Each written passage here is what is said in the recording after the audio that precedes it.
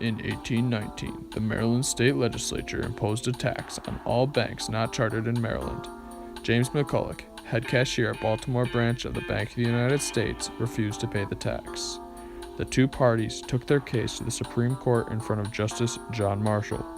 These are their stories. The Supreme Court is now in session. All rise for the Honorable John Marshall.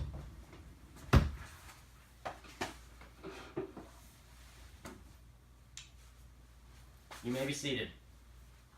Let's begin with opening statements. Maryland, state your case. We have passed a law that taxes all banks not chartered in Maryland, but operating within its borders. It is our right as a state to set our taxes as we see fit. Not only should each state be the supreme power of its respective economy, the establishment of the federal bank in Maryland isn't even an explicitly stated power of Congress in the Constitution. Objection! Your Honor! Overruled! Thanks, dog. I suppose what I'm trying to say is that if the federal government has no restraint on its powers, then the states and all the citizens in them will be vulnerable to tyranny. Thank you. All right, Mr. McCulloch, state your case.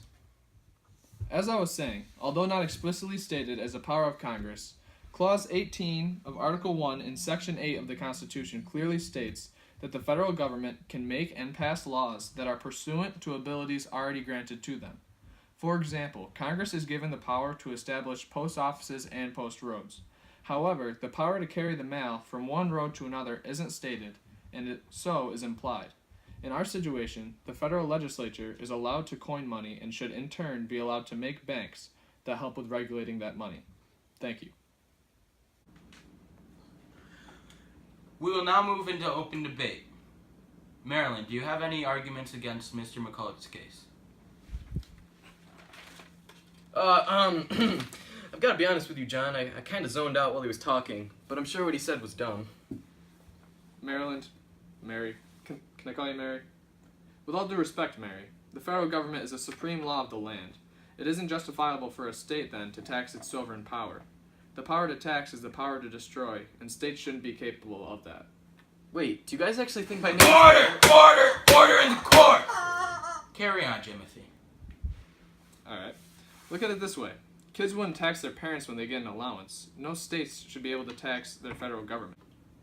Are you comparing me to a child? That's exactly what I'm doing.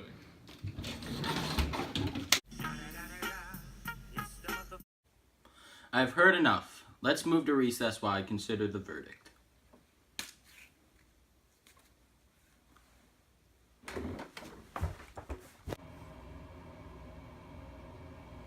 Banana?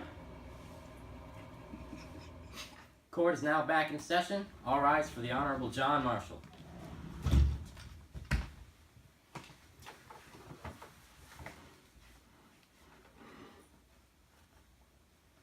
You may now be seated.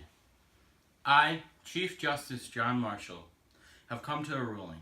First, the implementation of federal banks is constitutional under the Necessary and Proper Clause. Congress has certain implied powers that aren't specifically set in the Constitution. Second, the states cannot tax the federal government because the ability to tax all the policies employed by them would defeat all the purpose of the government. This was not intended by the American people. They did not design their government to be dependent on the states. All in all, the law passed by the legislature of Maryland imposing a tax on the Bank of the United States is unconstitutional and void. This opinion does not deprive the states of any resources which they already possessed. Court adjourned.